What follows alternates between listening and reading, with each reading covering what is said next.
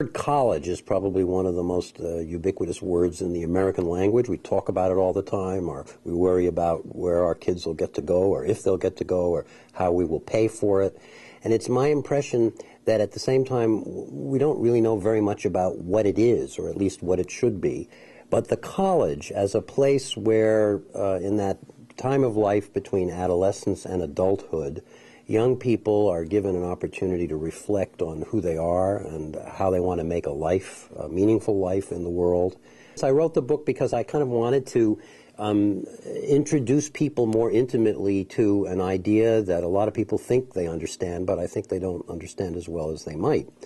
I also wrote it because the college as an institution that does some of the things that I just mentioned, or should, is in real peril. We all understand the problem of cost, which is creating insupportable debt burden for many students. I worry that the ways in which institutions will address these problems, introducing the efficiencies of technology, driving the full-time faculty out and bringing in part-time faculty who tend to be underpaid and overworked and frankly exploited. The college, as we think we've known it, as we remember it in our selective memories, is in a lot of trouble. So it's an effort to make a defense of an institution that we should care about and that we need for this to be a healthy society. Why do we need it to be a healthy society is a complicated question. Most of the time, the argument you hear, and I think you hear it from the right and from the left, and it's often hard to distinguish the political factions on this point, is that we need college for economic reasons. So the economic health of the nation depends on it, and the economic health of individuals depends on it. There's a lot of truth to that argument, and it's one that we need to take seriously. We should be worried that American predominance in the area of higher education is slipping. We're no longer the best educated nation in the world in our younger population groups. But it's not the only reason, and I think the focus on this has tended to obscure some other very important reasons that we need healthy, vibrant colleges at all levels. So what are the other reasons we need it? We need it to have a healthy democracy. You cannot have a democracy without an educated citizenry. And in a more complicated world in which so many of the decisions that will affect our lives have to do with technology and science and involve serious ethical questions and choices to be made, we need a well-educated citizenry.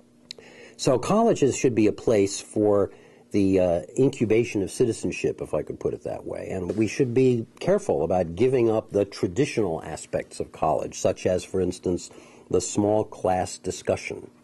It's very hard to replicate that, I think, by technological or distance learning means.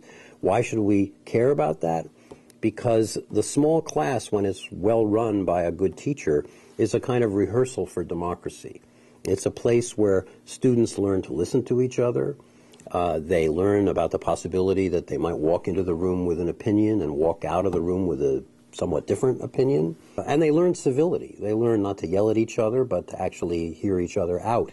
These are all qualities that we need if we're going to have a functioning democracy, and so I think college has a large role to play.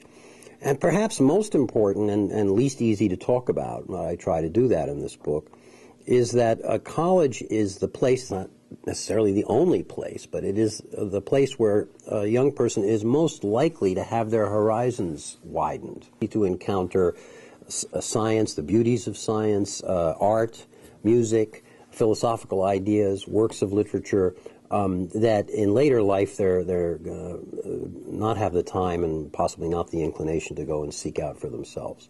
So this is a very precious institution. The book tries to tell the story of where it came from, who invented it, how it acquired the characteristics that it has in our country, and it would please me if people were to read it and come away with a better sense of why it's important to defend these institutions.